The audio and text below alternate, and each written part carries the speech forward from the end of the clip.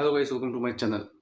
সামনে women's world cup আসতেছে এবং তার প্রস্তুতির জন্য শ্রীলঙ্কার সাথে সিরিজ খেলতেছে বাংলাদেশ, যার প্রথম ওয়ানডে ম্যাচ ছিল লাস্ট ডেতে এবং বাংলাদেশ সেই ম্যাচটা হারতে হারতে জিততে জিততে আবার হেরে যাচ্ছিল, কিন্তু লাস্ট মোমেন্টে জিতে গেছে।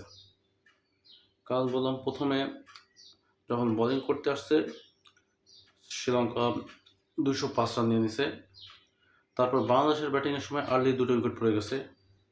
তারপরে আরও একটা টোটাল 3টা উইকেট পড়ে গেছে। তারখান থেকে শারমিন অনেক সুন্দর একটা কামব্যাক করে বাংলাদেশকে ম্যাচে নিয়ে আসে এবং সেখান থেকে বাংলাদেশ ম্যাচটা জিততেছিল। লাস্টে যখন 14 রান না 13 রান বাকি ছিল, 13 রান না সম্ভবত 7 রান, ওই 7 রান নিতে যে বাংলাদেশ 5টা উইকেট হারিয়ে ফেলছে। আমি ম্যাচটা ফুল দেখিনি, লাস্টের ওই 7 রান থেকেই দেখতেছিলাম। আমি দেখার পর থেকেই অবস্থা খারাপ হয়েছে। অনেকে আবার আমাকে কুফা বললেন না।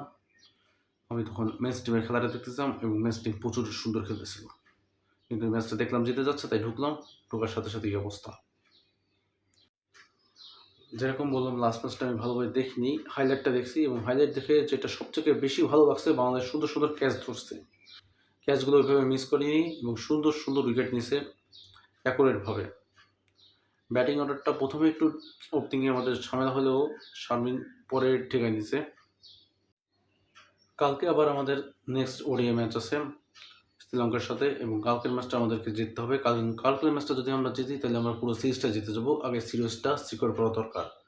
একবার সিরিজটা যদি সিকিউর হয়ে যায় তাহলে আমরা থার্ড ম্যাচ মানে হোয়াইট ওয়াশ করতে যাব এবং এই ম্যাচগুলো যেটা আমাদের জন্য প্রচুর ইম্পর্টেন্ট, বিকজ ওয়ার্ল্ড কাপ আসতেছে, সেইভাবেই প্রস্তুতি নিতে হবে এবং প্রস্তুতি নেওয়ার জন্যই আমরা ম্যাচগুলো খেলতেছি।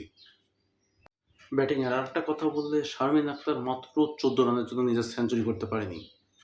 এটা তার কেমন লাগছে তাও জানি না, কিন্তু এটা থেকে আমার প্রচুর খারাপ লাগতেছে। কারণ সাধারণত বাংলাদেশের ওমেন্স ক্রিকেটে এরকম হাফ সেঞ্চুরিও প্রচুর রেয়ার আসে, সেখান থেকে সেঞ্চুরি তো মনে করেন হিউজ একটা ব্যাপার। সেখান থেকে একদম হাতের কাছে এসে সেঞ্চুরিটা মিস হয়ে গেছে। সো এই জন্য আমার প্রচুর খারাপ লাগছে। তবে আশা করি এরকম আমরা আরও দেখবো, যে আরও সেঞ্চুরি করা, হাফ সেঞ্চুরি করার সুযোগ পাবো।